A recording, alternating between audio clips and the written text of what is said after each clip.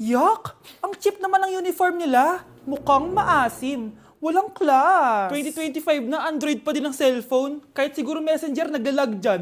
Ang ganda nga ng uniform, ang sasama naman ng ugali. Naka-iPhone ka nga, talo ka pa din naman sa ML. Ipabuhat yarn. Ang baho siguro ng classroom nila, no? Tapos nag-aagawan pa sa electric fan kasi wala naman silang aircon. Feel ko pinapalo sila ng teacher nila kapag nagkakamali sila. Ang boring siguro sa classroom nila. Mas masaya pa rin talaga sa public school, no? Balita ko, mga korap mga magulang niyan. Kaya madaming pera. May araw din kayo, men. Nakatikim na kaya sila ng steak? Feel ko hindi nila afford.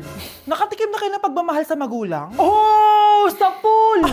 How dare you? Isang pitik ko lang, tumba ka na. Pipitik ka pa lang, tumba ka na. Tara na nga. Class! Reasons that you gotta. Pinakaniwala mo lang lahat. Or in fact, ako pa nga dapat yung magtanong sa'yo eh. Minahal mo ba talaga ako? Ang kapal ng mukha mo, minahal kita! Minahal kita ng sobra-sobra! Oh, you could take like going back to Honolulu just to get that Maui Wowie, that Maui.